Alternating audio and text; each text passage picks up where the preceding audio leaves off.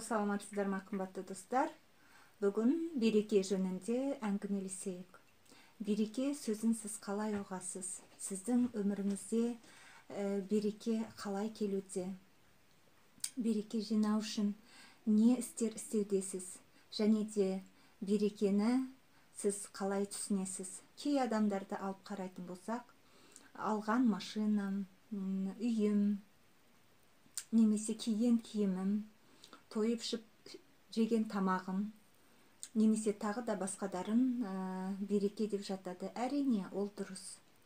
Өйткені қазақ халқы айтады, береке келген жиған адам, ол өзінің еңбектері мен алған өзінің іс-әрекеті мен іс-қимылы мен жиған тергені дейді.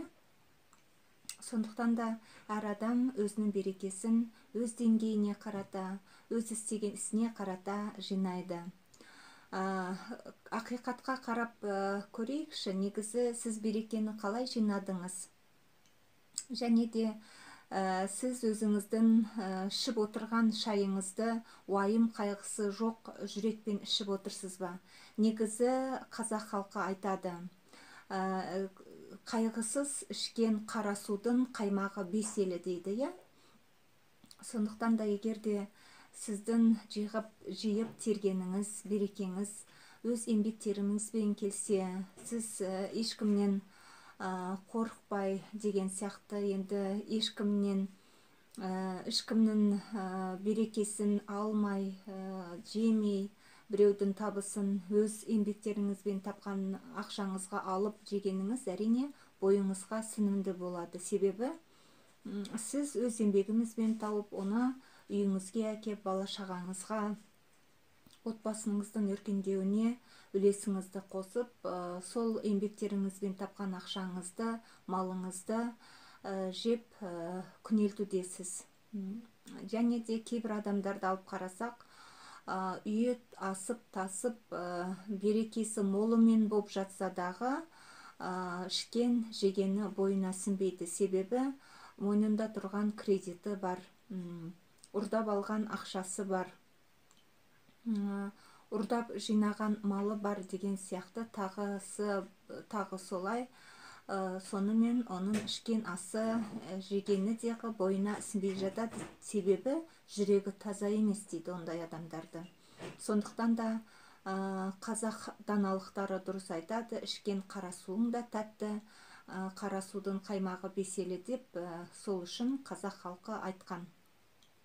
Енді береке сөзіне келетін болсақ, сіз таңда тұрып, мысалы, ерте тұрған еркектің ырысы артық, ерте тұрған әйелдің бірісі артық деп, біз қазақ даналықтары айтады. Неге олай айтады деп ойлайсыз? Себебі ерте тұрып, ер адам намазын оқып, өз күн шыққанша өз берекесін шақыратын болса, ол істерінің соңына берекелі болатыны, ырысы мол болатыны, және де өз отбасының, балаларының, барлығының, мемлекетінің де өзі тұрып жатқан барлық істерге көмегі тиіп, және де берекелі болады. Сол сияқты әйел адамдарға да таңда ерте тұрып, өз істерінің бір ісін болсын артық жасап, өз отбасына, бала-шағасына, күйеуінің жағдайын жасап, барлығын істейтін болса, әрине ол берекесімен келеді. Сондықтан да қазақ халқы айтады, таңда тұрған адамның ісінің барлығы тәңірден дейді. Бергеніңізді, сұрағаныңызды Алла береді дейді.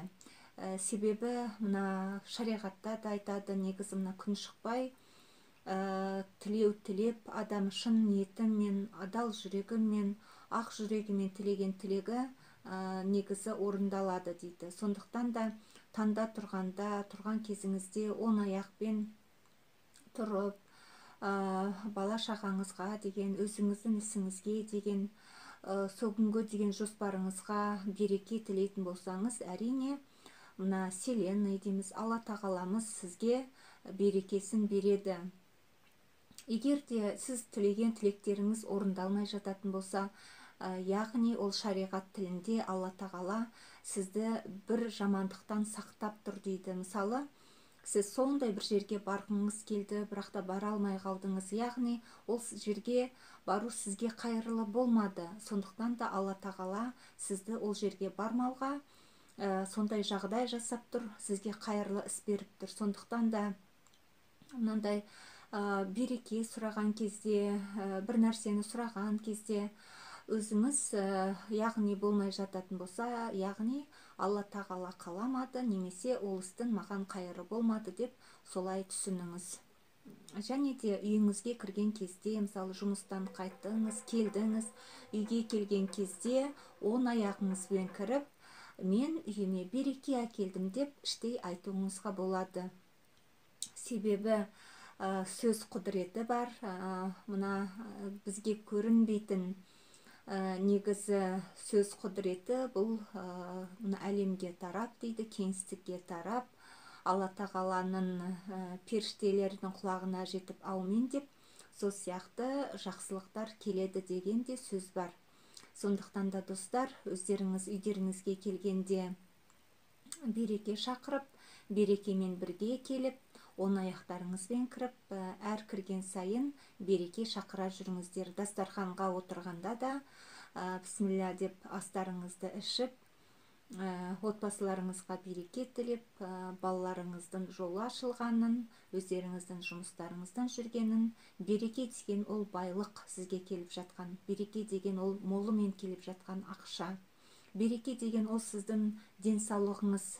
Мүмкін осы берекенің барлығын сіз білмей, өзіңіздің берекеде жүргеніңізді білмейтін шығарсыз. Береке деген ол сіздің денсаулығыңыз, аман есен отырғаныңыз.